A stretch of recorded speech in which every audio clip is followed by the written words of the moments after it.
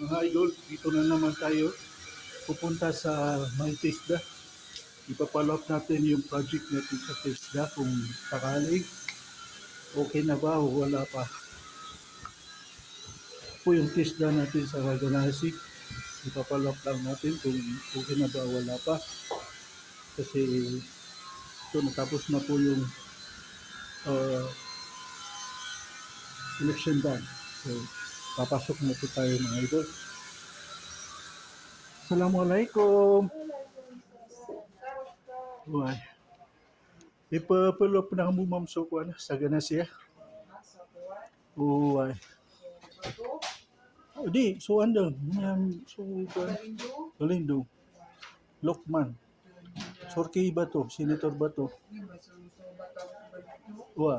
Tama naman to sir na din mo kami sa finding yan. Pero actually, last month, dakman nila yung pera. Yellow pera. Si. So, nasusway na. Kami din na ikaw ko 5 million. Sa ngayon, actually, basta mo kami na na-direction na din na ako niya. Pero sa ngayon, din na yung kami ang finding Congressman Serban Senator Bato. Pero pero sa central office. Pero ro. Actually, pero ako nila. Okay. Pakatatanan na niya ikaw mag-ilat kami. Thank you, mamo. Okay, salamat. Okay. Yeah. Mga idol, narinig nyo na yung sabi ng TISDA sa pagpalog ko sa project namin.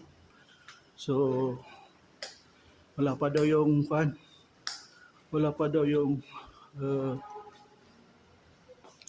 yung budget po. O papadala ng TISDA National. So, maraming salamat mga idol. Hanggang sa muli.